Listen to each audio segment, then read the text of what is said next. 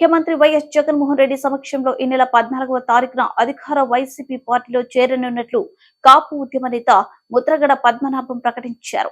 కిర్లంపూడి ఆయన నివాసంలో ముద్రగడ పద్మనాభం ఆదివారం విలేకరుల సమావేశం నిర్వహించి అధికారికంగా పార్టీలో చేరుతున్నట్లు ముద్రగడ ప్రకటించారు. సీఎం వైఎస్ జగన్ తరపున అధికార వైసీపీ తరపున ఎన్నికల ప్రచారం నిర్వహిస్తానని, ఏ పదవి ఆశించి పార్టీలో చేరలేదని ముద్రగడ పద్మనాభం ప్రకటించారు. ఎన్నికల్లో విజయం తర్వాత ఏ పదవి ఇచ్చినా స్వీకరిస్తానని, అప్పటి వరకు సామాన్య కార్యకర్తలాగే పార్టీలో ఉంటూ పార్టీ విజయానికి శక్తి వంచన లేకుండా కృషి చేస్తానని కాపు ఉద్యమ నేత ముద్రగడ పద్మనాభం ప్రకటించారు. ముద్రగడ వైసీపీలో చేరుతున్నట్లు ప్రకటించడంతో ఆయన ఇంటి వద్ద సంబరాలు చేసుకున్నారు. అధికార పార్టీ నాయకులు పెద్ద ఎత్తున ముద్రగడని అభినందించేందుకే ఆయన నివాసానికి తరలివచ్చారు.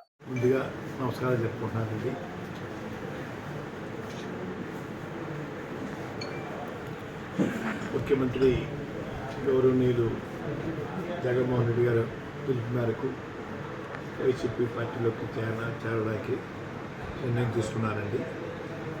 14వ తేదీ ఉదయం స్టార్ట్ అవుతారండి.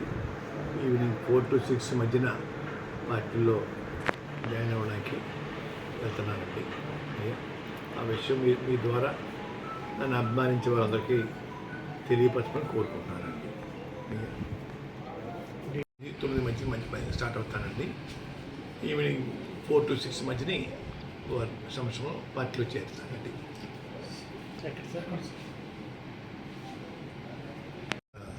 ప్లేస్ వెన్యూ చెప్పలేదండి, వెళ్తున్నామండి. సార్ భారీగా వెళ్తున్నారండి, ఏమన్నా ఎవరికైనా పిలిపించారా? నేను ఇంకా పిలిపివ్వలేదు సార్. నిర్ణయం తీసుకున్నానండి. మీరు కలవడానికి గల కారణం సార్, మీరు కలవడానికి గల కారణం వారి పిలుపు మిథున్ రెడ్డి గారి ద్వారాను, కాకినాడ ఎమ్మెల్యే చంద్రశేఖర్ గారి ద్వారాను, గీత గారి ద్వారా, మన కన్నబాబు గారి ద్వారా వచ్చిందండి. నేను కూడా వారికి మద్దతుగా ఉండాలని నిర్ణయించుకున్నానండి.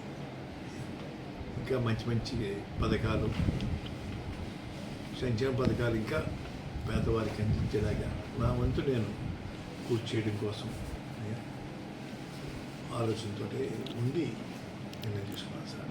సార్ ఇప్పుడు కాకినాడ పార్లమెంట్ సంబంధించి పవన్ కళ్యాణ్ గారు పోటీ చేస్తారంటున్నారు కదా, ఆయన మీద ఏమన్నా మీరు పోటీ చేయగలను కదా? నేను ఎటువంటి కండిషన్ పెట్టలేదు సార్. ఎమ్మెల్యే సీట్ కానీ ఎంపీ సీట్ కానీ అడుక్కున్నాను. సర్వీస్ చేయడం కోసం వస్తానని చెప్పానండి. భగవంతుడి దయ వల్ల వారు మళ్ళీ అధికారం రావాలి. వచ్చిన తర్వాత వారు ఏదైనా ఇస్తే తీసుకోవడానికి సుముఖంగా ఉన్నాను తప్ప ఇప్పుడు మాత్రం ఎటువంటి సీటు నాకు కానీ నా కుమారుడు కానీ అడిగే ఉద్దేశం పెట్టుకోలేదండి. అన్కండిషన్గా నేను చేయడానికి నిర్ణయించుకున్నాను సార్. మీరు అన్కండిషన్గా చెప్తారు సార్.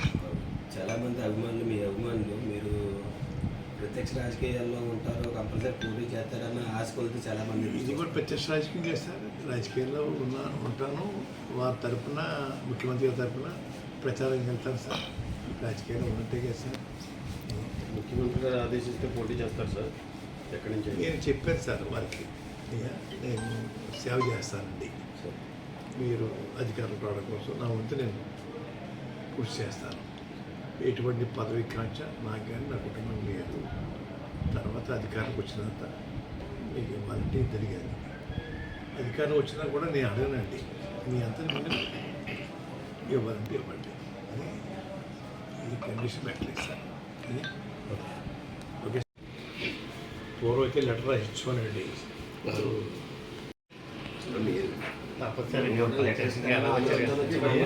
అసలు వాయిస్ చెప్తారని కూడా